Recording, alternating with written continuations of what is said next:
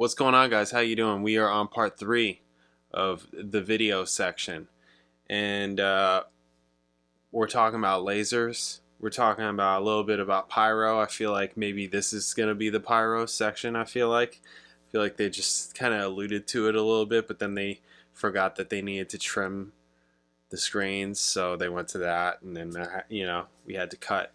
I can feel the warmth of the pyro. It's coming, so we'll find out. But lasers, I mean, the cat is not here anymore, was just here, isn't here anymore because of lasers. Is out trying to find lasers that are not there anymore, but is expecting it to come back at some point. We know all about lasers right over here, especially the cat knows all about lasers. All right, we're gonna do part 3. Check this out. Let's do this. Bam.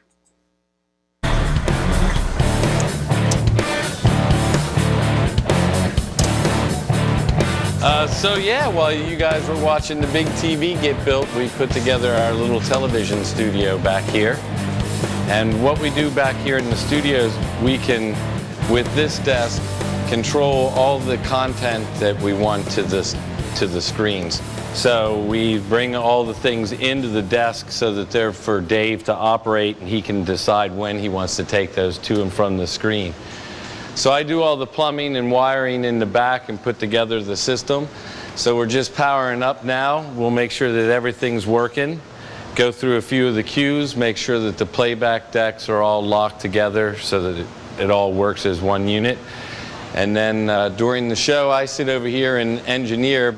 We tweak and fool with the signal of the video to make it look as nice as we can once it gets to the screen.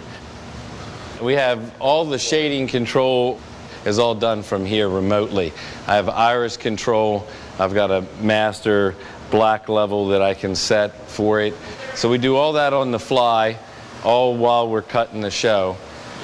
We run everything through the scopes, and then we can see what the pictures look like.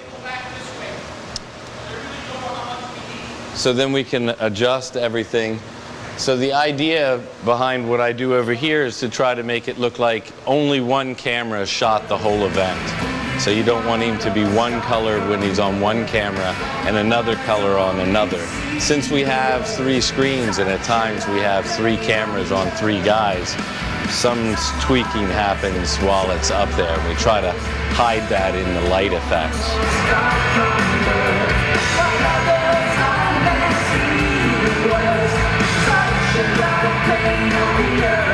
Good job, Alex. So on this side, we get the signals and fix them, and on this side, we deliver that media out to the screens.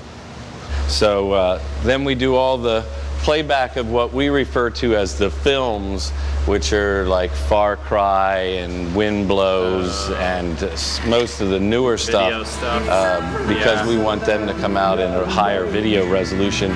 We play those back. These are all hard drive devices, so there's no moving parts other than the hard drives. So as we play cues from one, the other deck chases to stay in, so that if something fails, we just switch to the other decks.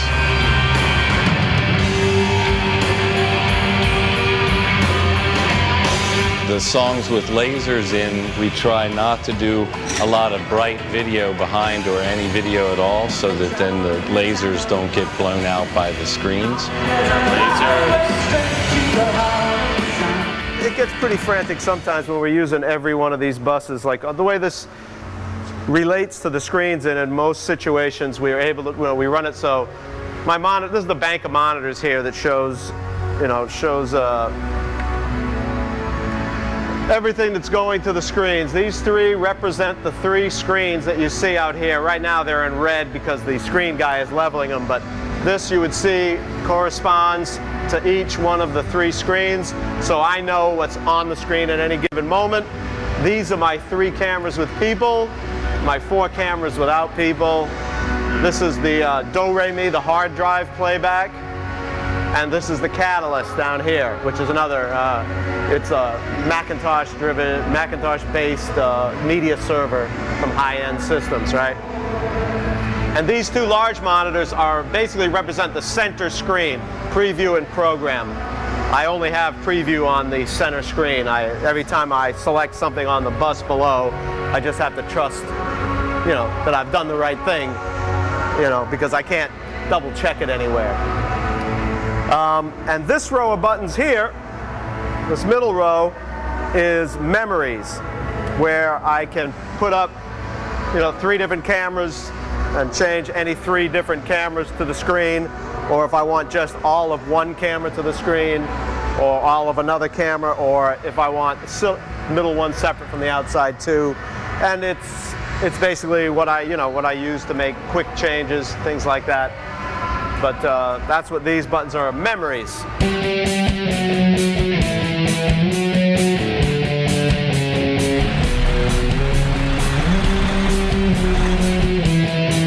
These days, the use of high-tech pyro effects are fairly common in large rock shows. I knew it. On this tour, the man responsible for all of the stage explosions and flames is John Aerosmith. It's not that much. Never put your head over the product when you're plugging it in.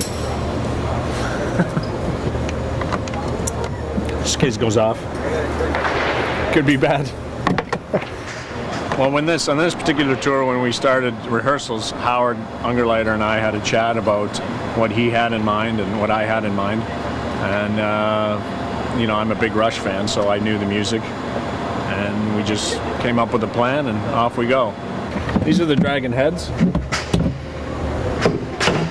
You got your spark, ignites the gas for the pilot light. And we have this fancy little ice sensor here, this purple gadget, that looks for the flame. And if there's no flame, it shuts the whole system down. It's sort of like a home furnace, where you know, it lights the pilot light and heats your home. Same idea, but this is more fun. I'm just gonna hook this up so I don't forget. It's all quick connects. There are 8 heads, 8 propane heads, Dragon heads we call them, on stage in various locations. We got our gas, the pilot light line, and then the main gas line. And then we have spark plug line.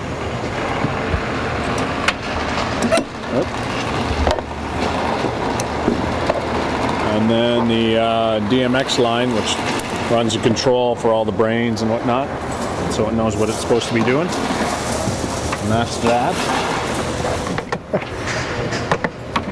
So this is my playland here, my sandbox as it were. And tell you a little more about these gerbs. These are the 1 second gerbs, go for 25 feet. It's sort of a shower of sparks. Stand by for pyro test on stage right. Fire in the hole. And this particular effect is a silver ultra-fast comet. It also goes about 25 feet. Not an exact science, just a guideline. We also have, for the days when we can't use propane, we have these flame projectors. It's basically a smokeless shotgun type powder, and and a match to set it off. So I'll show you that as well.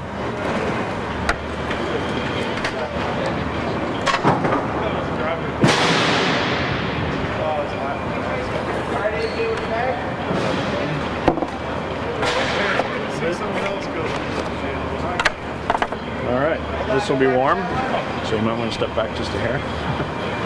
All right, flame projector. Fire in the hole.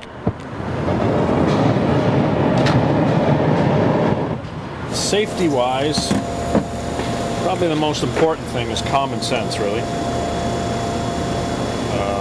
You know, just being aware of your surroundings, where stuff is shooting, so it's not ricocheting off anything and flying into the drums, for example. These are the fireballs that we have. These are used during One Little Victory. If you've seen on the screen, the dragon blows a fireball over the stage right, and I shoot this off to simulate it actually hitting the stage.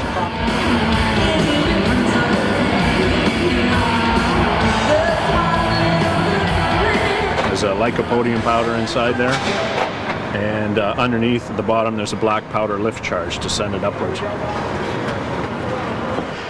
Here we go. Stand by for pyro test. Fire in the hole.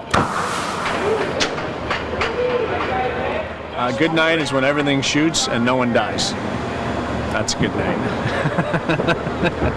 I haven't had a bad night, really, aside from things not firing, duds, dud products, or but a leak with propane would be bad, of course. The other thing I was going to say about safety concerns is static electricity.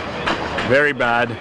Can set these matches off just you know, just by touching them. I had an experience years ago at Much Music, and I was loading a guitar head with some pyro, and I shifted my butt to get more comfortable, and it went off about this far from my head. So that was my first good lesson in static electricity. So that's not really a common sense thing, but just remember that, kids.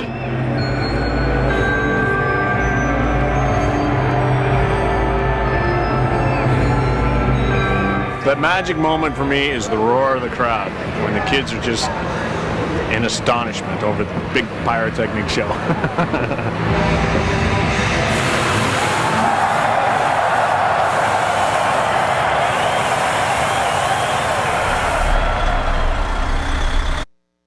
All right. Yeah. See? Pyro. I knew it was there. I knew it was coming. They're all into pyro. This is not all video. They shouldn't have said that. See? It's because video is not interesting enough. They had to throw in lasers and pyro into this. The video is not, like, while it's essential, it's not as interesting. Says me. Yeah, so, yeah, I'm not as interested in it. Maybe for Snakes and Arrows they use more pyro. I mean, obviously we know about One Little Victory because we saw Rio and we saw R30. It's like, all right, yeah, they're just gonna do the same thing. So we have one more part of this section to close it out. Part 4. Kat is here for it. Kat understands that lasers are probably over at this point. The laser section was part 2. So lasers are done. It's back to hanging out.